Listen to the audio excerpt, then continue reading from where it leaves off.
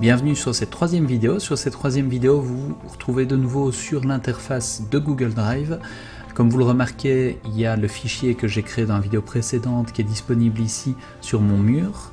Donc c'est le titre que je souhaite, c'est ainsi que s'intitule le document. Vous voyez, lorsque j'effectue un double clic sur le fichier, ici je vais le refermer, lorsque j'effectue un double clic sur le fichier qui m'intéresse, automatiquement un nouvel onglet va s'ouvrir dans mon navigateur et j'ai de nouveau accès à mon fichier avec les différentes modifications que je lui ai apportées.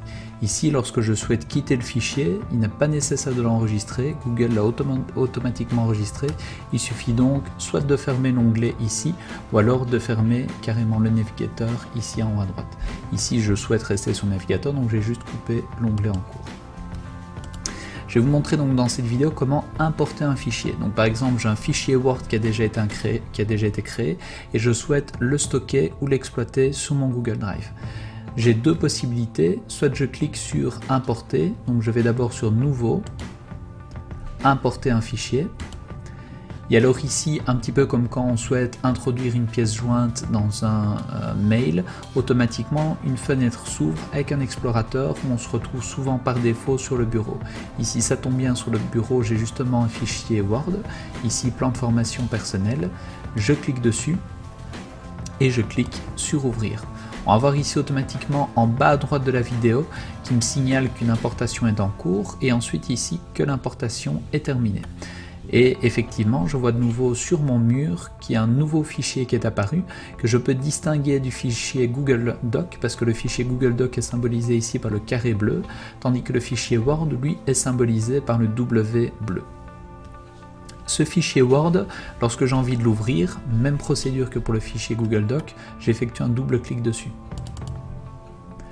Seule différence, comme vous le voyez, par défaut ici, lorsqu'on essaie d'ouvrir un fichier Word, le fichier va s'ouvrir un petit peu comme un PDF, c'est-à-dire qu'on va pouvoir le regarder sans y apporter des modifications. Donc ça, c'est la première possibilité pour ouvrir le fichier Word. Donc c'est si vous souhaitez simplement consulter le fichier que vous avez importé sur le Drive. Ici, ce qui nous intéresse, c'est de pouvoir importer le fichier et ensuite y apporter des modifications. Il va donc falloir procéder un petit peu différemment. Ici, pour quitter l'interface et revenir sur le mur de base de Google Drive, il me suffit d'appuyer sur la touche Escape. Donc la touche échappe de votre clavier qui en général se trouve en haut à gauche. Me voilà de retour sur le mur principal de Google Drive et maintenant je souhaiterais ouvrir ce fichier Word avec l'application Google Doc. Comment est-ce que je fais? Je fais simplement un clic droit sur le fichier Word et ici je vais lui demander d'ouvrir avec. Donc ici, lorsque je vais sur l'onglet ouvrir avec, je vois qu'automatiquement il me propose déjà des applications. Celle qui m'intéresse, c'est Google Doc. Je clique donc sur Google Doc avec un clic gauche. Et là on voit qu'automatiquement de nouveau, comme pour le fichier précédent, il vient d'ouvrir un nouvel onglet et dans ce nouvel onglet il est en train de transformer le fichier Word en un fichier Google Doc. En fonction du fichier d'origine, s'il y a des images etc, ça peut prendre un certain temps, mais en général pas plus d'une dizaine de secondes. On se retrouve donc maintenant sur le contenu du fichier Word mais qui a été transformé dans un fichier Google Doc. Vous aurez donc peut-être des petites modifications, surtout tout ce qui a trait à la mise en page. Ici vous voyez par exemple que les images ont un petit peu bougé. Par contre au niveau de la police, au niveau des tableaux etc, au niveau des couleurs, là par contre tout a été conservé à peu près tel quel par rapport au document d'origine. Les seules modifications notables qu'on peut remarquer, c'est surtout ici la première page de couverture qui a beaucoup bougé. Ici par rapport au projet que nous on a, la plupart des documents sont des documents qui comprennent uniquement du texte, donc on ne devrait pas avoir ce genre de difficulté ici. Lorsque maintenant je referme ce document-ci, donc je vais revenir ici peut-être sur le contenu pour vous montrer, je peux apporter des modifications au contenu. Si par exemple ici, par année scolaire, je souhaite l'indiquer au pluriel, je rajoute simplement un S à année et je rajoute un S à scolaire. Donc je peux, maintenant qu'il est ouvert avec Google Doc, apporter toutes les modifications que je souhaite. Et ici je peux remarquer en haut au milieu qu'il a mis automatiquement modification enregistrée dans Drive. Je n'ai pas eu besoin d'appuyer sur une petite disquette ni quoi que ce soit, automatiquement il a sauvegardé mon document.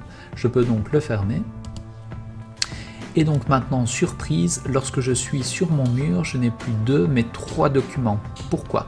parce qu'il a transformé le document Word en un document Google Doc. Ici, le document que vous allez conserver, c'est le document Google Doc. Le document version Word ne vous sert plus ici à grand chose. Soit vous pouvez le laisser sur votre mur, le document va être stocké dans cet état-là, ou alors vous pouvez le supprimer. Moi, je vous conseille de le supprimer pour ne pas avoir ce document-là qui va venir parasiter votre mur, puisque toutes les modifications que vous allez apporter, vous allez les apporter au document doc. Je supprime donc le document Word. Comment ?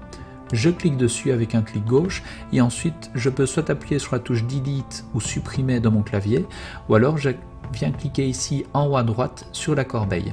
Ici c'est ce que je vais faire, je fais un clic gauche sur la corbeille et le document est supprimé. Il ne me reste donc plus que la version Google Doc du document qui est une version qui est totalement annotable. Voilà, je vais m'arrêter ici pour la 3e vidéo et je vous retrouve dans la 4e vidéo où je vais vous expliquer comment partager un fichier avec une autre personne, qu'elle possède ou qu'elle ne possède pas un compte Gmail.